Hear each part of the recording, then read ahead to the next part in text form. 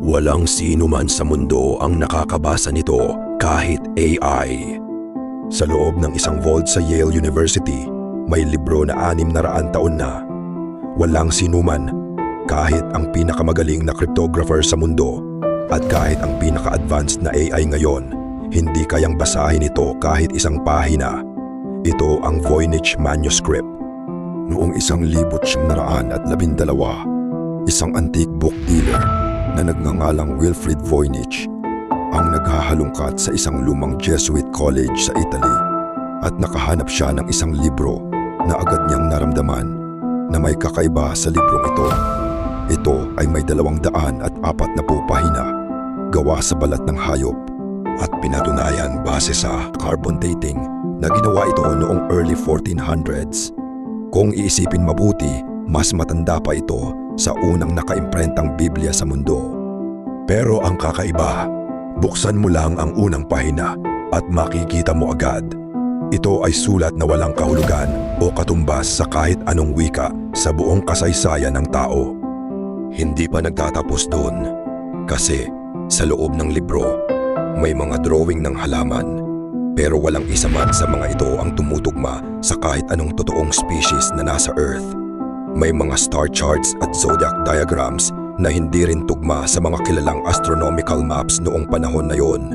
At pagdating sa pinaka-istriktang section, may na-discover sa loob ng libro na biological diagrams ng mga babae na naliligo sa berdeng likido at konektado sa mga tubo at tangke na parang isang malaking sistema ng katawan. Botanical guide ba ito? Medical manual? O astrological codex? O isang sekretong sistema na sinadyang gawing upang hindi maintindihan? Sa loob ng higit isang siglo, sinubukan ng mga eksperto na buksan o lutasin ang sekreto nito. World War II, kinuha ito ng US Military Intelligence. Akala nila isang sopistikadong enemy code. Pero pagtapos ng mahabang pagsusuri nila, walang nahanap. Nabigo sila. 2010, pinasok ng mga scientist ang artificial intelligence para hanapin ang pattern. May mga skeptic na nagsabing baka ito lang ay isang elaborate hoax na gawa-gawa lang, walang mga kahulugan. Pero may isang problema. Kung susuriin mo ang mga letra, sumusunod ito sa istruktura ng totoong wika. May syllable pattern, may grammar, tulad sa sistema ng mga iba't ibang wika. Hindi ito random na guhit-guhit lang.